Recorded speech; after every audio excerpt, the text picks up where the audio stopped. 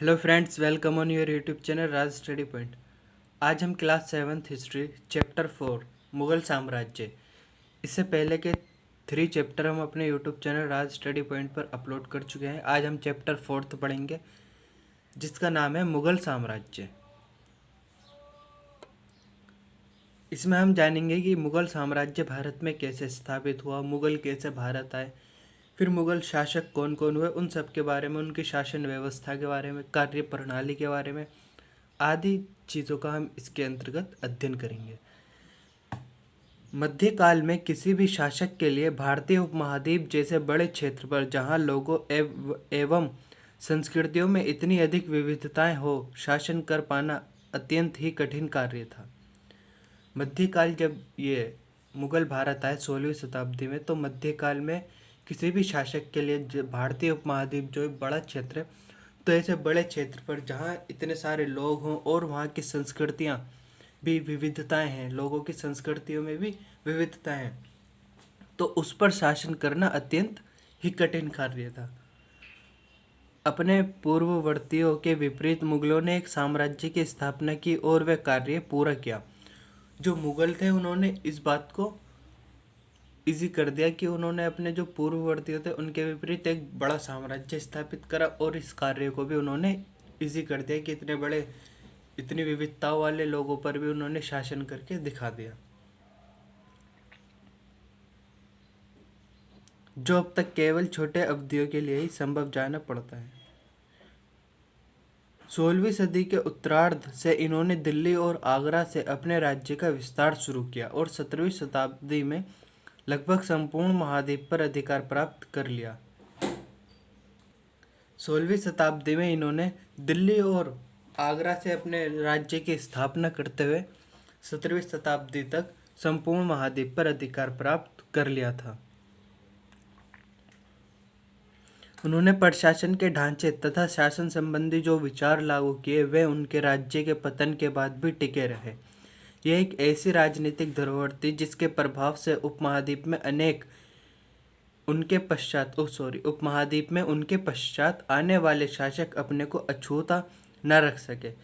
आज भारत के प्रधानमंत्री स्वतंत्रता दिवस पर मुगल शासकों के निवास स्थान दिल्ली के लाल किले की प्राचीर से राष्ट्र को संबोधित करते हैं।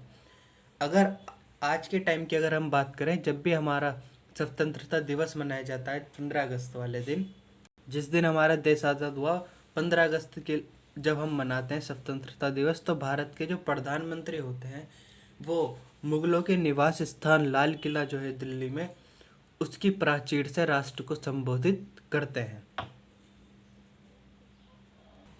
नेक्स्ट हम पढ़ेंगे मुगल कौन थे।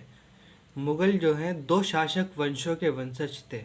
माता की ओर से वे मंगोल शासक चंगेज़ खान, जो चीन और मध्य एशिया के कुछ भागों पर राज करता था, के उत्तराधिकारी थे, और पिता की ओर से वे ईरान, इराक एवं वर्तमान तुर्की के शासक तैमूर, जिसकी मृत्यु 1404 में हुई, के वंशज थे। मुगल जो है 2 शासक वंशों के वंशज थे। पहला तो मंगोल और दूसरे थे तैमूर।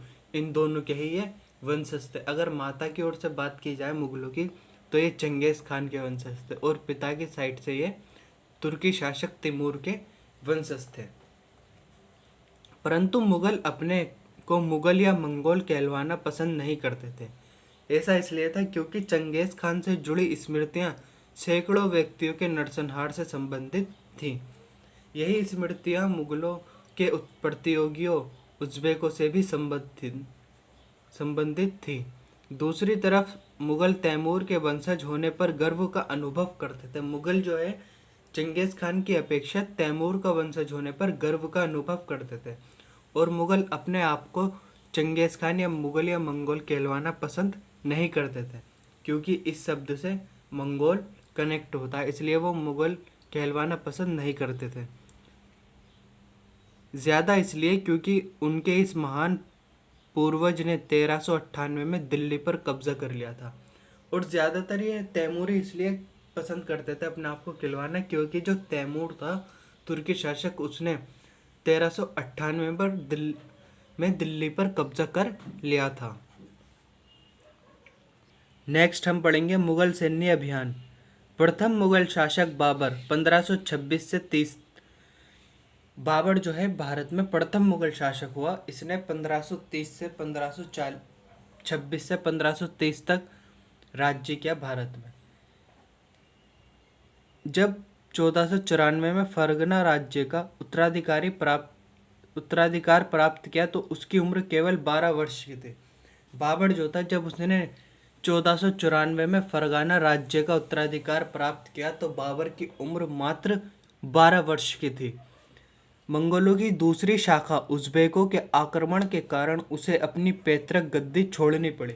जो मंगोलों की दूसरी शाखा थी उज़्बेक, उनके आक्रमण के कारण बाबर को अपनी पैतृक गद्दी छोड़नी पड़ी और अनेक वर्षों तक भटकने के बाद उसने 1504 में काबुल पर कब्जा कर लिया।